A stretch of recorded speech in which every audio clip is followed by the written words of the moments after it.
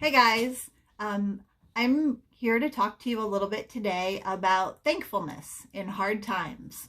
So it's been kind of a long week that we've had going on here. Hey. Hi. What are you doing? Hey, I'm talking to the kids and the folks from Zum. Oh. Hi, everybody. They say hi back.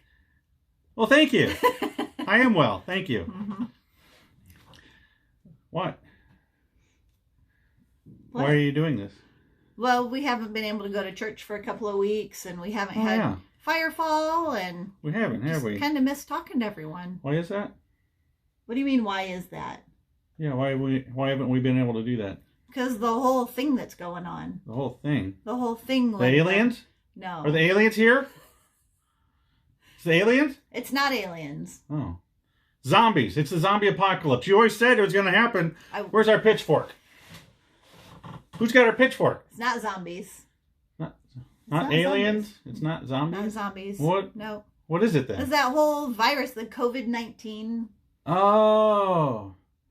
Never heard of it. Never heard of it. Never heard of it. Wow, that's weird. Have you noticed the kids have been home from school for the past couple of weeks? We have kids? Hanging around the house. Yeah. Oh, yeah. Where have the kids been? I haven't heard or seen them or anything for a while. They've been really quiet today. I'm not sure what's going on. Maybe we should check up on them. Let's check up on them. Let's see where they're at, what they're doing. Let's see. We can open this up here. Hey, you guys out there? Mm-hmm. Oh. Whoa. All right. That's enough. Why you're so quiet. Get back. All right. Get back. Bye. Huh. All right. Looks like they're fine to me. As youth directors, we do not recommend duct taping your children and throwing them outside. Usually. Sometimes. Only on Saturdays. Only on Saturdays. That's a good time. Only on Saturdays. All right. So we seriously are going to be talking about thankfulness. And you might be thinking, there's never been anything like this that we've experienced before. And that is true. But Jesus experienced something very similar to this. Not him himself, but people around him did. Oh. Yes, it wasn't COVID-19, though, in the Bible. What was it? It was something else. Which is? It was a disease called leprosy. Oh. You heard of it? I've heard of it. It was pretty serious. Mm-hmm. In the Gospel of Luke, there is a story where Jesus meets some lepers. And we're going to read that to you. It is Luke 17, verses, got them right here, 11 through 19. Mm-hmm. It's tricky with old eyes and glasses. So here's what it says. Now on his way to Jerusalem, Jesus traveled along the border between Samaria and Galilee. As he was going into a village, 10 men who had leprosy met him. They stood at a distance and called out in a loud voice, "Jesus, Master, have pity on us." When he saw them, he said, "Go show yourself to the priests." And as they went, they were cleansed. One of them, when he saw he was healed, came back, praising God in a loud voice. He threw himself at Jesus' feet and thanked him. And he was a Samaritan. Jesus asked, "Were not all 10 cleansed? Where are the other 9? Was no one found to return and give praise to God except this foreigner?" Then he said to him, "Rise and go. Your faith has made you well." So, like we said before, leprosy was a pretty serious disease. And a lot of times I think we read that story a little too quickly. So let's slow that down a little bit. I want to talk with my hands, and that doesn't really work in video, so I'm going to try and not talk with my hands so much. So we start with the 10 men, and they had leprosy. And leprosy was like the worst disease of the day in Jesus's time. Physical ramifications were horrendous. Leprosy would attack, and the skin would get sores on it. And just like, it was like the skin was almost dying off. people would lose whole limb, like they might lose a finger and then another finger, and then they lose their hand, and then maybe even their whole arm or their legs. The initial pain of leprosy then gives way to something even more horrible. Kind of messed that up. Even more horrible. And the disease could take 30 years to run its course.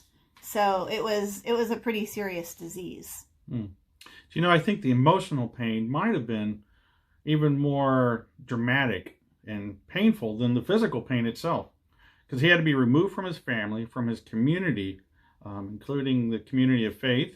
It sounds kind of familiar to us.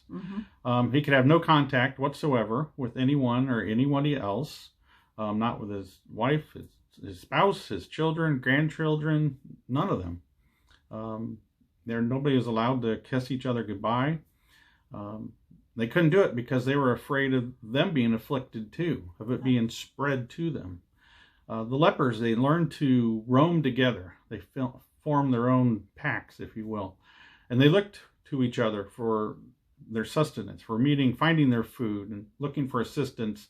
They had to do it from a great distance. They had to yell out to people because they weren't allowed to come close to somebody, or else they were going to be in big trouble because of that. And yet, in this account that we just read, the 10 men encountered Jesus, and they heard him say the most unusual thing. "We want to be well," they scream at Jesus. And the great teacher responded to them, and he said, "Go and show yourselves to the priest." Now, the local priest had duties other than just leading on each Sabbath. He was also something of a health official, if you will. If a person was miraculously healed of leprosy, it was up to the priest to inspect the body, to test for a complete removal of the disease, and to announce the person healed. And then they could be welcomed back into the flock, back into their families, back into their homes, into the community.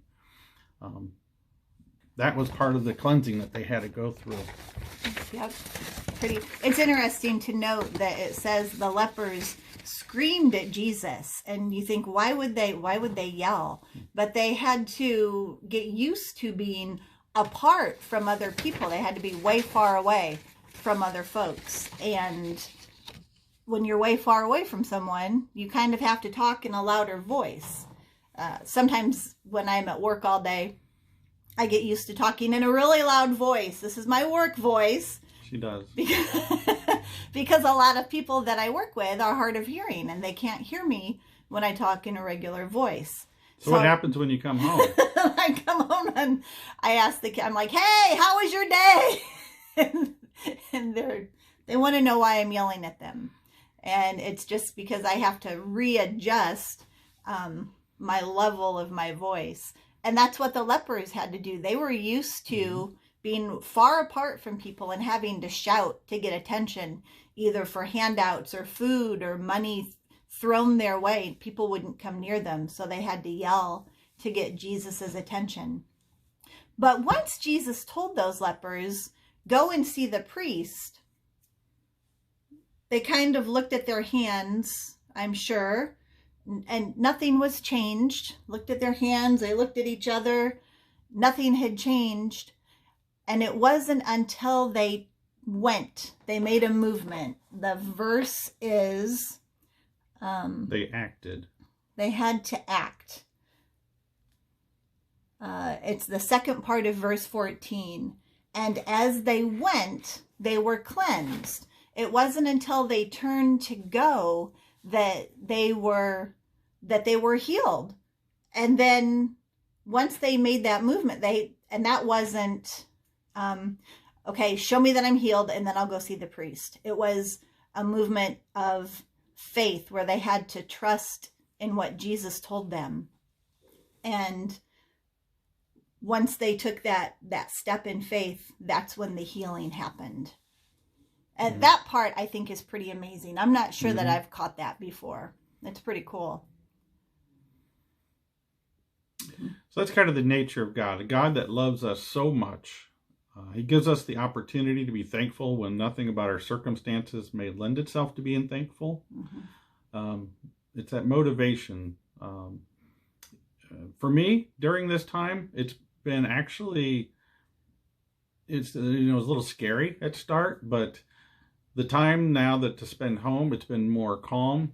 We're not as rushed. Spend more time with family.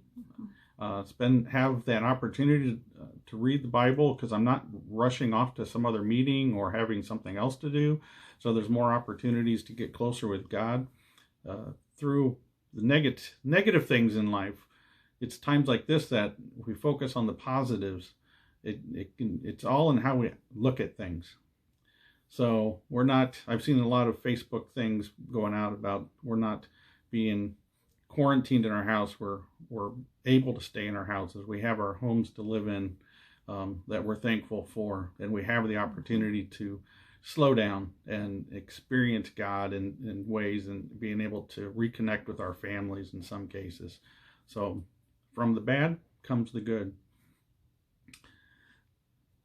So what are you thankful for in this difficult time? Do you have something similar? Let us know.